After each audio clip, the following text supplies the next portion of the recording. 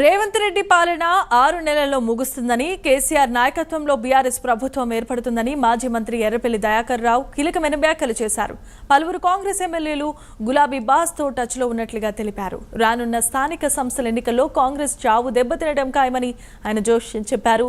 ప్రజల్లో కాంగ్రెస్ పాలనపై నమ్మకం పోయిందని, ఇప్పటికిప్పుడు ఎన్నికలు వస్తే బీఆర్ఎస్ గెలుస్తుందని ఎర్రబెల్లి ధీమా వ్యక్తం చేశారు.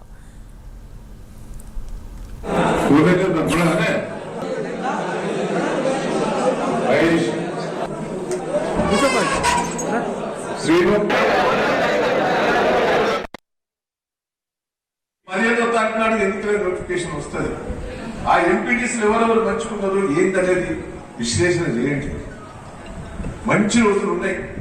ఏమున్నాయండి గ్రామాలల్లో? మన నియోజకవర్గం మన లెక్కేసిన పెద్ద సోషల్ రెడ్డి గారు చెప్పిన తర్వాత ప్రతి 6 నెలలకు ఒకసారి 80 కోట్లు పడేది రైతు బంధు. పోయిన రైతు బంధు ఎక్కువ. ఈ సంవత్సరం మనం ఎప్పుడు వేసేది? నాటై ముందు 4 వైపు ముందు వేసేది రైతు బంధు టిక్కులో పడేది. ఇప్పుడు నాటైనే